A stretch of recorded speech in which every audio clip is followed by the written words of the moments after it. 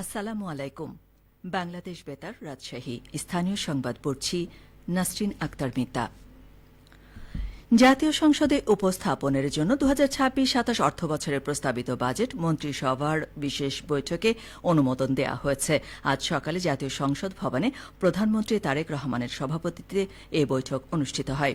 অনুমোদিত এই বাজেট বিকেলে জাতীয় সংসদে উপস্থাপন করবেন অর্থমন্ত্রী আমির খসরু মাহমুদ চৌধুরী। এটি দেশের 55তম বাজেট। এবার বাজেটের আকার ধরা হয়েছে 9,38,000 কোটি টাকা। আমেরিকান দাতব্য সংস্থা ডিরেক্ট রিলিফ থেকে তৃতীয় ধাপে বিনামূল্যে প্রায় 28 কোটি টাকার ওষুধ পেয়েছে রাজশাহী মেডিকেল কলেজ হাসপাতাল। বিনামূল্যে পাওয়া এসব ওষুধ রোগীদেরও বিনামূল্যে দেয়া হবে। রামেক হাসপাতালের মুখপাত্র ডাক্তার শঙ্কর কুমার বিশ্বাস জানান, আজ সকালে বায়োলজিক ড্রাগ অ্যাডালিমুমাবের 696টি সিরিঞ্জ হাসপাতালে এসে পৌঁছেছে। এসব ওষুধের বাজার মূল্য প্রায় 28 কোটি টাকা। Laboratory confirmed ankylosing spondylitis, rheumatic arthritis, psoriatic arthritis, inflammatory bowel disease সহ বিভিন্ন জটিল রোগে আক্রান্ত ভর্তি রোগীদের এই অত্যন্ত ব্যয়বহুল ওষুধ বিনামূল্যে দেয়া হবে। কোন রোগীর ক্ষেত্রে ওষুধটি প্রয়োগ করা যাবে সে বিষয়ে তদারকি করবেন অধ্যাপক ডাক্তার মোহাম্মদ আজিজুল হক আজাদ। ডিরেক্ট রিলিফ একটি আন্তর্জাতিক মানবিক সহায়তা সংস্থা। বিশ্বের বিভিন্ন দেশে জরুরি স্বাস্থ্যসেবা ও চিকিৎসা সহায়তা পৌঁছে দেয় সংস্থাটির প্রধান কাজ। নগদ অর্থের পরিবর্তে তারা সরাসরি চিকিৎসা সহায়তা প্রদান করে থাকে, যাতে অপচয় কম হয় এবং প্রকৃত রোগীরা দ্রুত উপকৃত হতে পারেন। নাটোরের গুরুদাসপুর উপজেলার সিধুলি খাল পুনঃখনন কাজ সম্পন্ন হয়েছে। 51,54,000 টাকা ব্যয়ে 1 কিলোমিটার খাল খনন কার্যক্রম বাস্তবায়ন করেছে দুর্যোগ ব্যবস্থাপনা ও ত্রাণ মন্ত্রণালয়। জেলা ত্রাণ ও পুনর্বাসন কর্মকর্তা AKM শাহ আলম মোল্লা জানান, গত 13 এপ্রিল থেকে সিধুলি খালের পুনঃখনন কাজ শুরু হয়। যথাযথ তত্ত্বাবধানের মাধ্যমে গুণগত মান বজায় রেখে খাল খনন কার্যক্রম সম্পন্ন হয়েছে। পাবনায় পরিবার ও সমাজে নারীদের মর্যাদা ও অধিকার নিশ্চিতকরণে চ্যালেঞ্জ ও করণীয় শীর্ষক কর্মশালা অনুষ্ঠিত হয়েছে।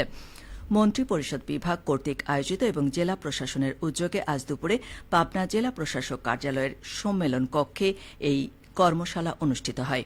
জেলা প্রশাসক মোহাম্মদ আমিনুল ইসলামের সভাপতিত্বে কর্মশালায় পাবনা জেলা পরিষদের ভারপ্রাপ্ত প্রধান নির্বাহী কর্মকর্তা মাহফুজা সুলতানা, অতিরিক্ত জেলা প্রশাসক মোহাম্মদ মনিরুজ্জামান সহ অন্যান্যরা উপস্থিত ছিলেন। সভায় বক্তারা বলেন, নারীর ক্ষমতায়ন ছাড়া টেকসই উন্নয়ন সম্ভব নয়। অর্ধেক মানব শক্তিকে পেছনে রেখে কখনোই দেশের প্রকৃত উন্নয়ন সম্ভব নয়। তাই নারীর উন্নয়ন ও অগ্রগতির জন্য কার্যকর পদক্ষেপ গ্রহণ করা অত্যন্ত জরুরি। কর্মশালায় বিভিন্ন সরকারি দপ্তরের কর্মকর্তা, সাংবাদিক ও সুশীল সমাজের প্রতিনিধিরা অংশগ্রহণ করেন। নর্থ বেঙ্গল ইউনিভার্সিটি আগামী 1 ডিসেম্বর 2026 তাদের প্রথম সমাবর্তন আয়োজন করতে যাচ্ছে। এ উপলক্ষে অনলাইন রেজিস্ট্রেশন 15 জুন থেকে শুরু হয়ে 30 সেপ্টেম্বর পর্যন্ত চলবে। আজ সকালে নর্থ বেঙ্গল ইউনিভার্সিটির কনফারেন্স কক্ষে সাংবাদিকদের সাথে মতবিনিময় সভায় বিশ্ববিদ্যালয় কর্তৃপক্ষ জানান, স্নাতকের প্রথম থেকে 27তম ব্যাচ এবং স্নাতকোত্তরের প্রথম থেকে 32তম ব্যাচ পর্যন্ত উত্তীর্ণ শিক্ষার্থীরা সমাবর্তনে অংশ নিতে পারবেন। রেজিস্ট্রেশন ফি নির্ধারণ করা হয়েছে 5,000 টাকা। প্রায় 5,000 গ্র্যাজুয়েট এ সমাবর্তনে অংশ নেবেন বলে আশা করা হচ্ছে। সিরাজগঞ্জের কামারখন্দ উপজেলার ঝাউলাচালা বাজার এলাকায় সারের অতিরিক্ত মূল্য আদায়ের অভিযোগে এক ব্যবসায়ীকে জরিমানা করেছে ভ্রাম্যমাণ আদালত। আজ কামারখন্দ উপজেলা নির্বাহী কর্মকর্তা ড বিপাশা হুসাইনের নেতৃত্বে এ অভিযান পরিচালনা করা হয়।